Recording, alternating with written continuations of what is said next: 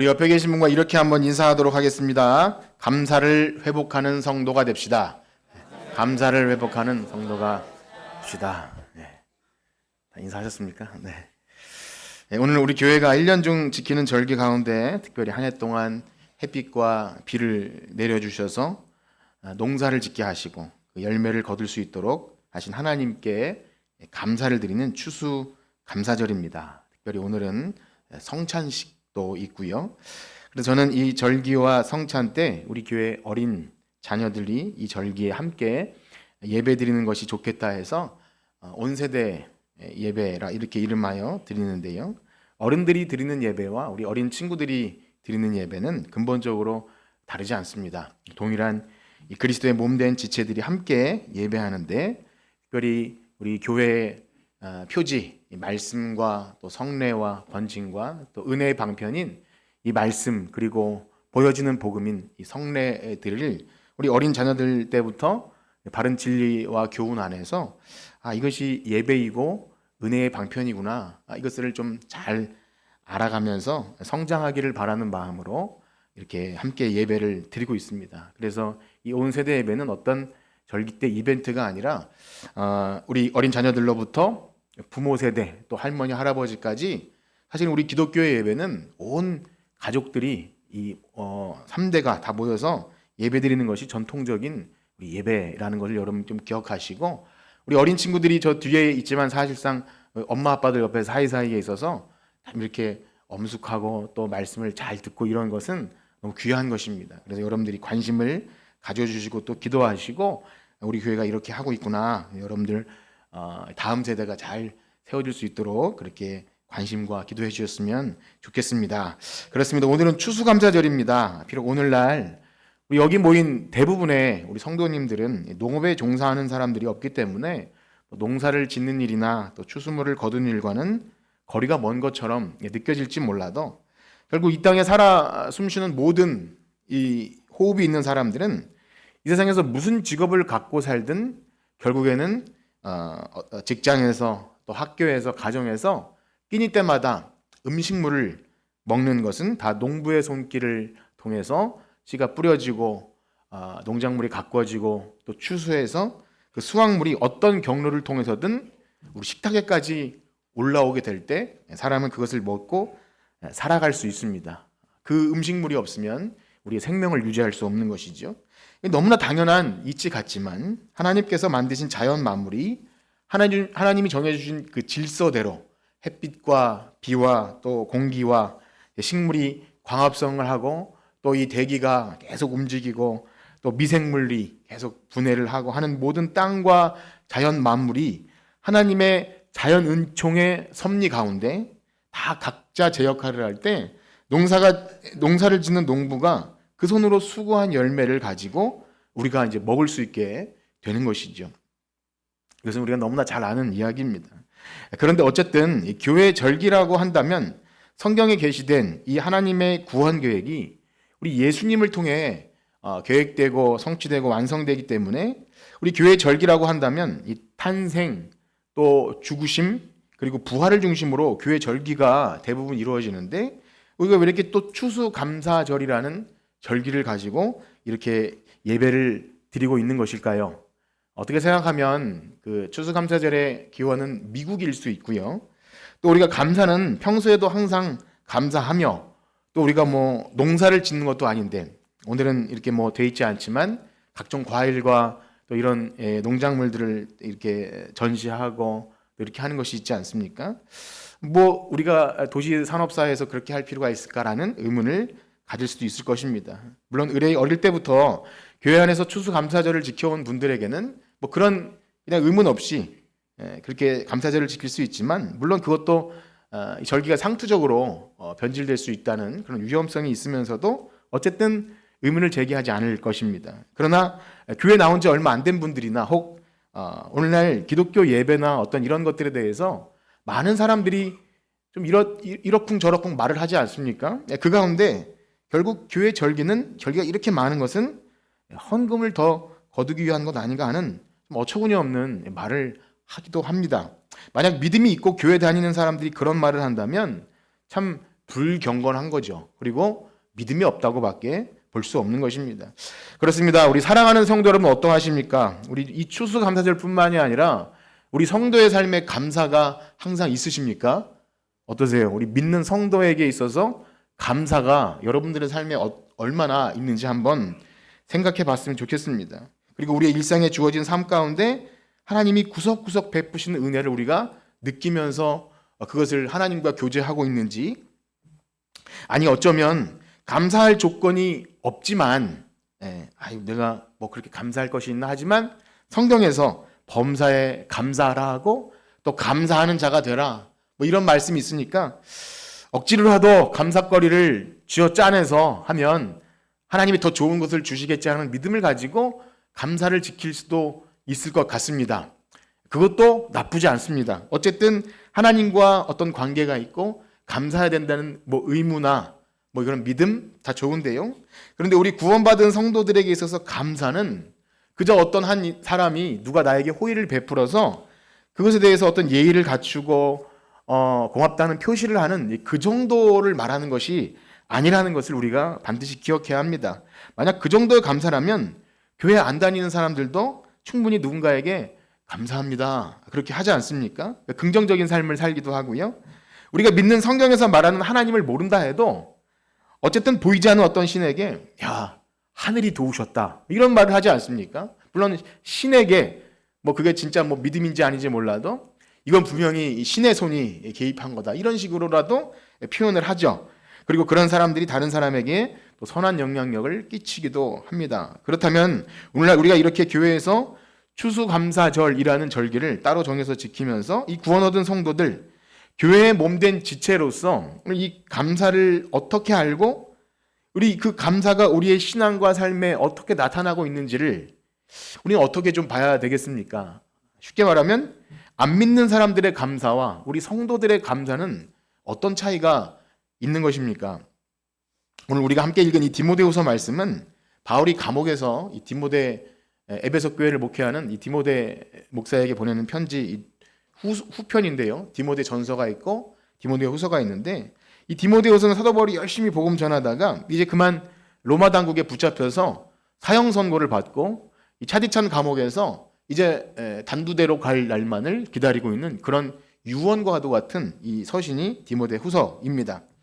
그런데 거기서 자기 형편을 불행하게 여기고 난 이제 죽는다 그러고 앉아 있는 게 아니라 오히려 밖에서 나를 걱정해 주는 사람들에게 야 복음을 부끄러워하지 말고 담대해라 강해져라 우리를 구원하신 이 복음이 나를 살게 했는데 내가 사나 죽으나 주님의 것이다 주와 함께 죽으면 주와 함께 산다 오히려 감옥 안에서 감옥 밖에 있는 사람들에게 용기와 도전을 주고 군사처럼 또 경기자처럼 농부처럼 열심히 뛰어가라 뭐 이렇게 하고 있다는 거죠. 누가 누구를 위로할 처지가 아닌데 그러고 있는 편지가 이 디모데 후서입니다. 그런데 오늘 특별히 3장에 오게 되면 바울은 디모데에게 너는 이것을 알라 그렇게 말하면서 말세에 고통하는 때가 이르게 되는데 그때 사람들은 이러저러한 말세 현상을 보이게 될 것이다. 그러니 그런 자들에게서 돌아서라 분별하고 거기에 물들지 말라 이렇게 말하고 있는다는 것이죠. 우리 그 부분을 다시 한번 읽겠습니다. 3장 1절에서 우리 5절까지를 저와 여러분들이 교독하겠습니다. 제가 한 절 읽고 우리 여러분들이 한 절 읽는 방식으로 한번 읽겠습니다. 제가 먼저 읽을게요. 너는 이것을 알라. 말세에 고통하는 때가 이르러 사람들이 자기를 사랑하며 돈을 사랑하며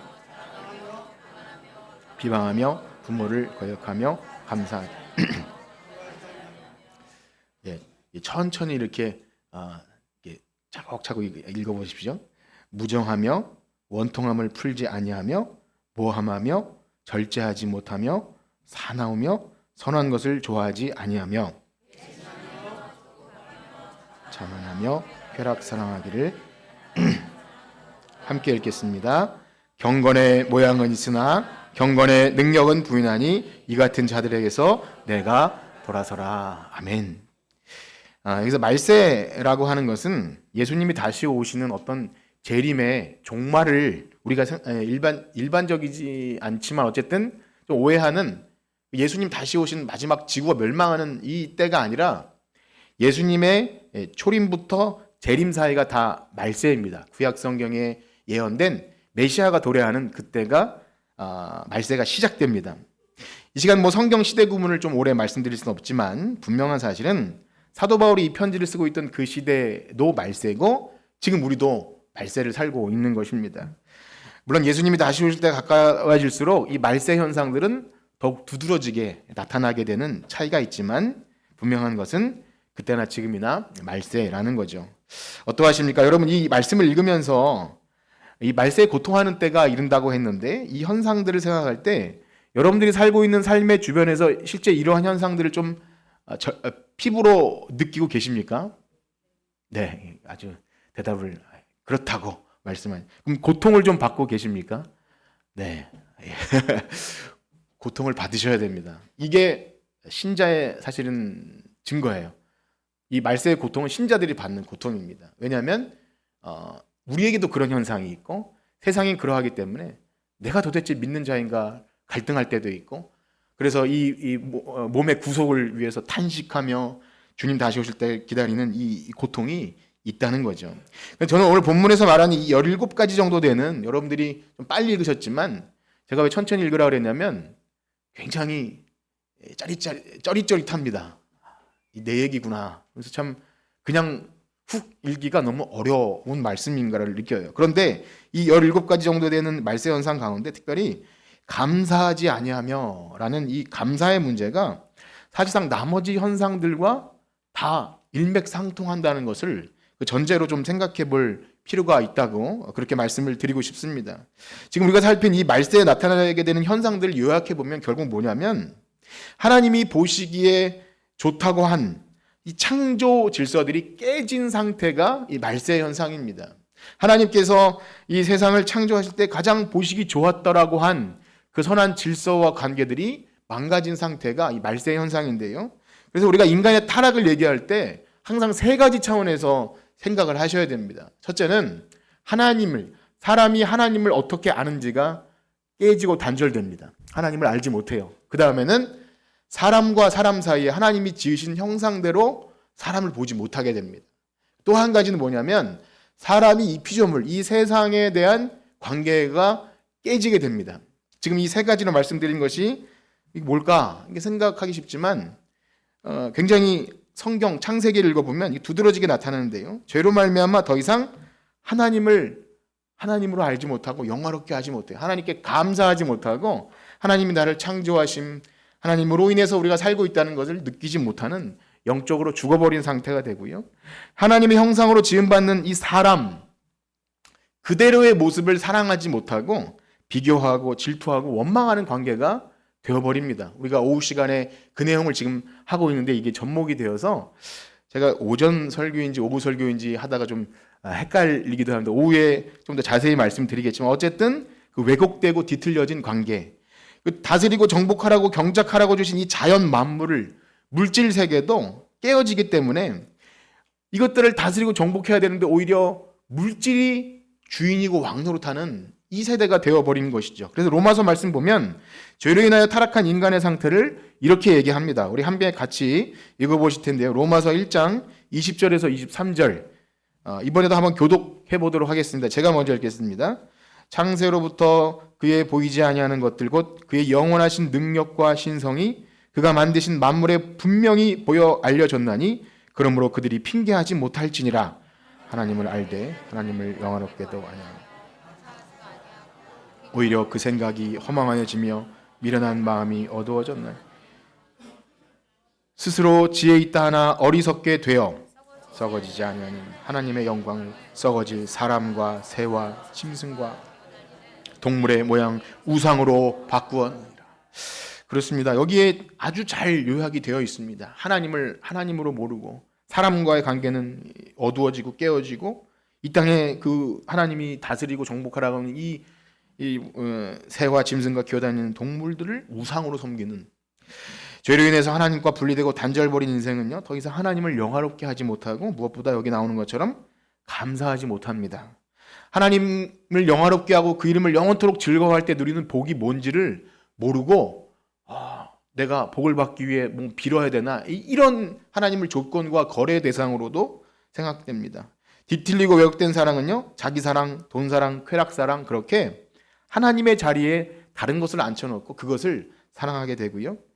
또 사랑하라고 주신 이 인간관계, 여러분 가정, 부부, 또 부모와 자녀, 또 이웃지간의 관계가 깨어져 버려서 오해하고 미워하고 비교하는 이런 것들, 무엇보다 물질, 여러분 물질은 하나님이 아름답게 사용하라고 주신 건데 물질이 우상이 되어버렸다면 이런 모습이 우리에게도 있다는 것입니다. 더 이상 있는 모습 그대로를 사랑하지 못하고 비교하고, 여러분 절대 부모를 다른 부모와 비교하거나 자녀를 다른 자녀와 비교하거나 아내나 남편을 다른 남편과 비교하지 마시길 축복합니다. 네. 예. 저 남편은 저런데 이건 완전히 뒤틀리고 왜곡된 죄입니다. 죄. 그건 결코 자녀나 부모나 그런 일이 있어서는 안 되는 것이죠. 하나님께서 다스리라고 주신 모든 피조세계의 아름다운 물질들을 절대 하나님 자리에 앉혀놓고 이 세상이 어떻습니까? 그 물질을 얻기 위해 사람 목숨을 파리 목숨보다 더 하찮게 여기는 세상 아닙니까? 뉴스를 보면 얼마나 사람이 하찮게, 물질보다 하찮게 여겨지는지를 보게 되죠. 하나님보다 물질을 더 사랑하는 이 세상, 제가 여러분들에게 물었지만 가만히 생각해 보면 이 뒤틀리고 왜곡된 세상은 점점 더 사람들을 고통 속에 몰아넣고 우리 신자들은 더 고통을 받게 됩니다. 이 모든 나타나는 형상들은 사실 감사의 문제로 연결이 됩니다. 하나님이 창조 때 아름답게 지어놓으신 이 질서와 관계들이 더 이상 감사하지 않아요. 뭔가 부족해요. 우월 관계인 것 같아요. 내가 왜 복종하고 왜 내가 다스림 받아야 되지?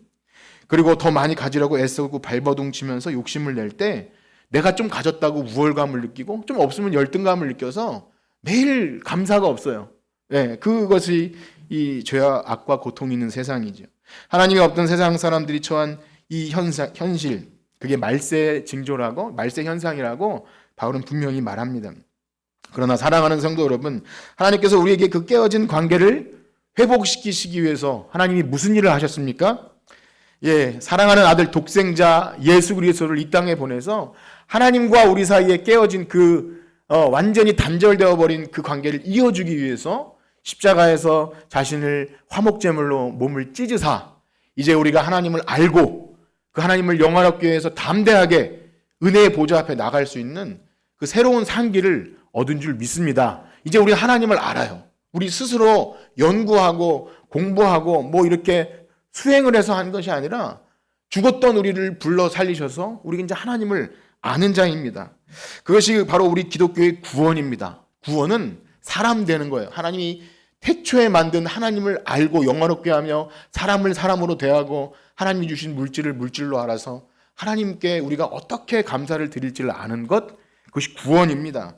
그래서 구원은 죽어서 시작되는 게 아니라 이 땅에서 하나님의 통치와 다스림을 받게 될 때, 하나님의 말씀이 그런가 해서 진짜 말씀이 믿어지고 그 말씀대로 살아가는 때 이미 그는 구원과 영생을 얻은 자입니다. 그러므로 이제 구원을 우리가 이해할 때 나 이제 죽어서 천국 간다가 아니라 이 땅에서 하나님의 통치가 이루어지는지를 항상 생각하셔야 됩니다. 하나님을 알고 영화롭게 하는지, 우리가 사람 관계의 그 뒤틀려진 것들을 매일 회복해 나가고 있는지, 물론 완전하진 않다 할지라도 하나님의 통치로 인해서 그것이 우리 삶에 시작되고 있는지를 늘 경험하셔야 합니다. 그러므로 사랑하는 성도 여러분, 이 하나님 나라가 시작된 성도들은 이 세상 우주 만물을 보는 시각이 바뀌어버린 거예요. 이 생명을 주셔서 이 땅에 호흡하며 살게 하시는 분이 하나님인 줄 알아서 그 하나님을 찬송하는 것이 우리의 마땅한 존재의 이유구나, 그런 새로운 우리 눈이 열립니다. 그래서 시편 이 고백들을 보면 창조주 하나님을 찬송하는 것들이 나오는데 이 내용을 알고 보면 얼마나 이 찬송이 절전하고 아름다운 건지 몰라요. 영안이 열린 거죠. 하나님을 창조주 하나님을 찬송한다? 이것은 아무에게나 일어날 수 없는 일입니다. 그래서 시편 136편에 보면 지혜로 하늘을 지으신 이에게 감사하라. 그 인자하심이 영원함이로다. 지혜로 하늘을 지으신 이에게, 어떻게 이 진화론자들이나 세상이 빅뱅에 의해서 만들었다는 사람들은 도저히 할 수 없는 일이 지혜로 하늘을 창조하신 이에게 감사하라. 땅을 물 위에 펴신 이에게 감사하라.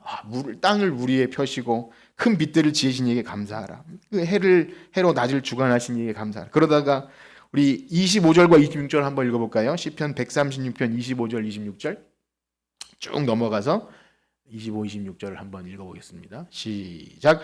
모든 육체에게 먹을 것을 주신 이에게 감사. 영원하미로다.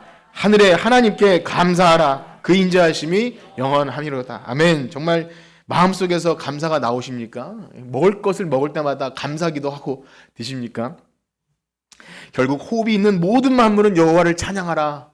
그리고 온 땅이여 주님을 찬양하라. 이 시인의 고백은 이것을 알기 때문에 복음의 선포입니다. 이게 복음 선포예요.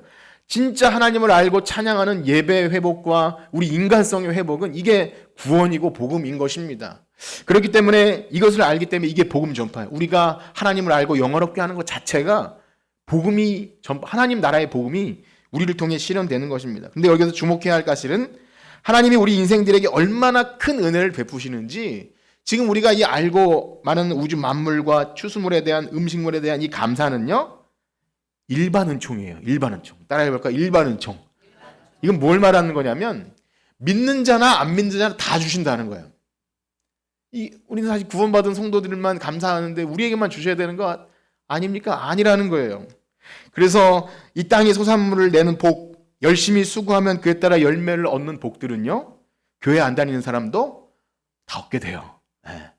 야구르십니까? 그렇지 않아요. 하나님은 의인에게나 악인에게나 햇빛과 비를 주시는 하나님이세요. 아무리 악한 자들이라도 농사 잘 지으면 더 많이 거둬요. 억울하지 않죠, 여러분? 아무리 싸가지가 없고 나빠도 머리만 좋으면 서울대 갑니다. 그래서 할 수 있어요. 그렇게 하더라고요. 그리고 사기쳐서 잘 먹고 잘 사는 사람도 있어요. 다 열심히 자기 노력해서 사는 거예요. 사실 이 불만스럽게 여겨질 수도 있지만 모든 인생들에게 일반 은총으로 말미암아 하나님은 하나님을 알만한 것들을 주신 거예요. 이 땅에 소산물을 내고 사실 이 땅에 호흡 있는 모든 만물은 다 하나님께 감사할 조건을 가지고 이 땅에 태어나서 산다는 것입니다. 그래서 마땅히 하나님을 찬양해야 돼요. 한번 생각해 보세요. 나는 아무것도 가진 것 없이 벌거숭이로 태어나지 않습니까? 여기 계신 분 중에서 뭐 이렇게 금태 이런 거 없잖아요. 그냥 다 아무것도 없이 알몸으로 나오지 않습니까? 그런데 태어나 보니 이 우주 만물과 햇빛과 공기와 내가 노력하지 않아도 숨을 쉬고 하는 이것들이 이 조건들을 허락하셔서 사람이 조금만 뭔가 이렇게 뚝딱뚝딱 하면 소산물을 주시는 거예요. 이것이 어찌 내가 잘해서 얻은 수확 물이겠습니까? 여러분 생각해 보셨나요? 우리가 열심히 여러분 이 교회 제가 식탁에서 교회 달력을 봤는데 설교를 위해서 이렇게 고민하다가 식탁을 봤는데 깜짝 놀랐어요. 이번 추수감사절 설교를 준비하면서 여러분 달력에 신명기 말씀이 적혀 있는데 이런 말씀이 써 있어요. 한번 같이 읽어볼까요? 신명기 20. 집에 가서 달력 한번 다 확인해 보십시오. 이제 한 장밖에 안 남았으니까요. 자, 한번 읽어봅시다. 시작. 거기 곧 너희 하나님 여호와 앞에서 먹고 너희 하나님 여호와께서 너희에게 손으로 수고한 일에 복 주심으로 말미암아 너희와 너희 가족이 여러분 이건 타락한 조건입니다. 그런데 하나님이 복 주시지 않으면 자기가 수고한 일에 복 주시지 않으면 이 복을 누릴 수 없다는 겁니다. 여러분 이것을 아시나요? 예. 내가 잘해서 여러분 열심히 노력한 분 있고 다 우리 어르신들 열심히 살았는데 내가 그래도 노력했으니까 이 집금 사셨다고 생각하십니까? 아닙니다. 이 고백을 하나님이 수고한 일에 복 주심으로 내가 살았다는 것을 깨닫는 자는 진짜 거듭난 자예요. 이거는 아무에게나 주시는 복이 아닙니다. 우리 교회 수능 본 친구는 없는데 우리 교회 어떤 집사님 조카가 수능을 봤다는 얘기를 막 재밌게 떠들었어요. 그래서 근데 그 조카가 수능을 망쳤답니다. 근데 그 아이가 망연자실한 게 아니라 그 엄마가 망연자실해서 식음을 전폐하고 우울증에 빠졌다는 얘기를 들을 때 재밌기도 하면서 얼마나 열심히 엄마가 일해서 학원 보내고 먹이고 그래서 기대를 하지 않았겠습니까? 생각해보면 그 아이가 수능을 되게 잘 본 거예요. 만약에 그러면 그 아이가 잘해서 성과물을 낸 것이라고 말할 수 있을까요? 물론 그 아이가 공부 잘하고 한 건 맞지만 그래서 부모는 칭찬해 주죠. 아이가 뭐 좀 잘하면 유치원에서 뭐 해오면 얼마나 잘했다고 칭찬해 줍니까? 결국 그 아이가 그렇게 수능 잘 본 것은 엄마가 힘들게 뼈 빠지게 일해서 학원 보내고 또 뭐 이렇게 이모들이 합쳐서 맛있는 것도 사주겠다고 뭐 그런 얘기를 들었어요. 근데 그 아이가 그 수고를 알까요? 감사할 수 있을까요? 아, 나를 위해서 많은 이모와 엄마와 이렇게 막 내가 수능 하나 뭐 못 본 것 때문에 이렇게 하는 걸 알까라는 생각이 들었습니다. 이렇게 말씀드리면 여기 어렵게 자라신 분들은 우리 엄마 아빠는 나에게 해준 것도 없고 좋은 학원도 안 보내고 메이크 옷도 안 사줬는데 그렇게 말할 수 있겠지만 아무리 못난 부모라도 그 부모를 통해서 나를 이 땅에 태어나게 해줬다는 사실을 알면 까무러치게 놀랄 일이라는 것을 매일매일 새삼 경험하게 됩니다. 여기 계신 어르신 우리 분들에게 이 연소한 목사가 말하긴 참 부끄럽지만 제가 아이들을 좀 키워보니까 사람은요 태어나서 잠깐만 한눈 팔면 죽더라고요. 잘못하면 뭐 이렇게 그래요. 아무튼 피와 땀과 눈물과 그것이 들어가야 한 인생이 자라는 걸 알 때 그냥 자란 사람은 없는 거예요. 그냥 나는 아무 관심도 사랑도 못 받고 자랐다는 것은 망언인 거죠. 망언. 한편으로 생각해 보면 근데 아무리 이 부모 입장에서 보면 내가 뭘 해준 것도 없는데 애들이 또 커요. 그러면 또 이게 하나님의 은혜인 거죠. 그러니까 서로 부모나 자식 간에 하나님의 은혜를 얘기해야지 내가 너 없었으면 뭐 이렇게 내가 해준 것도 없는데 이렇게 말하는 거는 이거는 하나님의 은혜를 받은 자가 아니라는 거죠. 세월 지나갈수록 삶 구석구석에서 하나님의 은혜의 숨결이 절절하게 느끼고 경험됨을 그래서 은혜만 구하게 됩니다.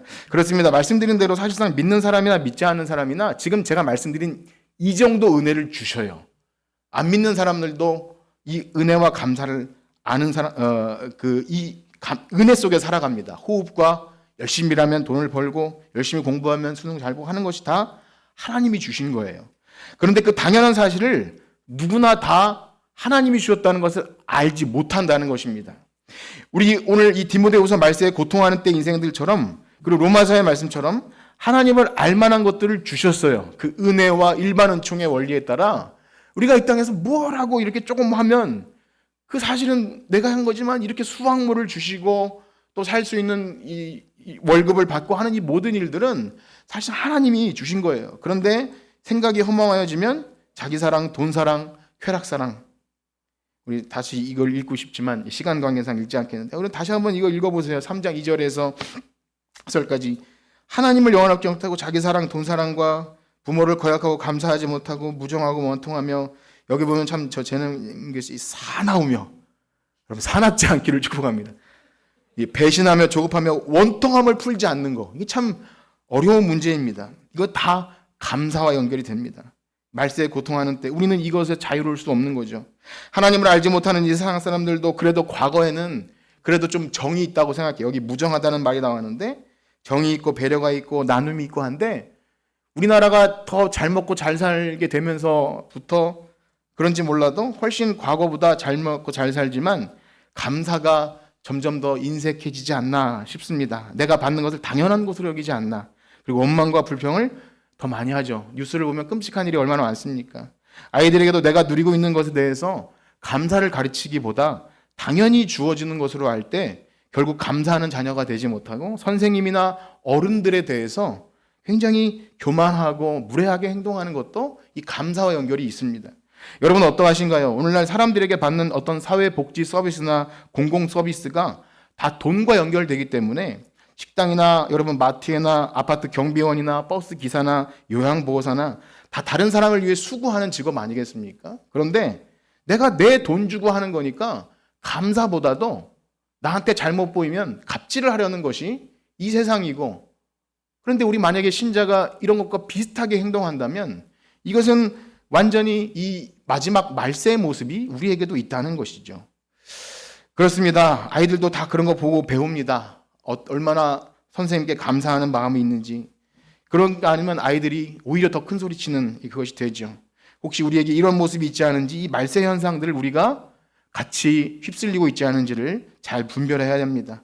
아무리 세상이 그렇게 막 나간다 해도 우리는 이 세대들을 본받아서는 안 되는 것입니다. 우리가 그것을 방치할 때 우리가 복의 통로가 될 수 없습니다. 우리를 통해서 그리스도의 향기와 하나님 나라의 복음이 전파돼야 되는데 우리가 그 말세의 현상에 같이 휩쓸려 버리면 우리는 복의 통로가 될 수 없습니다. 그러나 사랑하는 성도 여러분, 만약 여러분들이 하나님을 알고 이렇게 감사의 마음이 생기고 창조주 하나님과 정말 나에게 주신 모든 것들이 감사라는 것을 깨달으셨다면 그것은 여러분들에게서 온 것이 아닙니다. 이 근본적인 변화, 이것은 하나님이 주신 복임을 여러분 아시길 축복합니다. 그래서 성경은 구원받은 성도의 모습을 감사로 말한다는 것을 봅니다. 항상 기뻐하라, 범사에 감사하라. 아시죠? 범사에 감사하라. 쉬지 말고 기도하라. 이는 너희를 향하신 하나님의 뜻이니라. 뭐 감사할 제목이 없는데 감사하라고요? 아닙니다. 들은 이 말씀만 잘 생각해봐도 우리의 삶은 그저 감사밖에 할 것이 없습니다. 골로새서 2장 7절에 보면 감사함을 넘치게 하라. 예, 화면 한 번씩 보여주세요. 그 안에 뿌리를 박으며 세움을 받아 교훈을 받은 대로 믿음에 굳게 서서 감사함을 넘치게 하라. 골로새서 3장 15절엔 이렇게 기록됩니다. 그리스도의 평강이 너희 마음을 주장하게 하라. 너희는 평강을 위하여 한 몸으로 부르심을 받았나니 너희는 또한 감사하는 자가 되라. 감사하는 자가 되길 축복합니다. 우리 마지막으로 이 구절을 함께 같이 읽고 마실 텐데요. 에베소서 5장 1절에서 4절입니다. 우리 다 같이 한번 읽어봅시다. 시작. 그러므로 사랑을 받는 자녀같이 너희는 하나님을 본받는 자가 되고 그리스도께서 너희를 사랑하신 것 같이 너희도 사랑 가운데 행하라. 그는 우리를 위하여 자신을 버리사 향기로운 제물과 희생 제물로 하나님께 드리셨느니라. 음행과 온갖 더러운 것과 탐욕은 너희 중에서 그 이름조차도 부르지 말라. 이는 성도의 마땅한 반이라. 누추함이나 어리석은 말이나 희롱의 말이 마땅치 아니하니 오히려 감사하는 말을 하라. 아멘. 구원받은 성도의 특징은 감사이죠. 여러분, 이 감사가 회복되신 성도들이십니까? 여러분, 우리에게 주신 부모나 남편, 자녀, 아내, 또 이웃들, 우리 교인, 지체들, 이 회복된 관계로 보시는 여러분들 되시길 축복합니다. 그 만날 때마다 감사하고 누군가 봉사해서 내가 이렇게 예배하고 먹고 또 이렇게 깨끗하게 청소가 되고 이 모든 것들에 대한 감사, 그것이 회복되지 않으면 우리 구원받은 성도라 할 수 없을 것입니다. 바라기는요, 이 변화받은 심령으로 여러분들에서 감사가 넘쳐날 때 감사로 제사를 드리는 자가 나를 영화롭게 하리니, 그렇게 감사로 하나님을 영화롭게 하는 저와 여러분들 되시기를 주님의 이름으로 축복합니다. 아멘. 우리 성찬 하실 텐데요.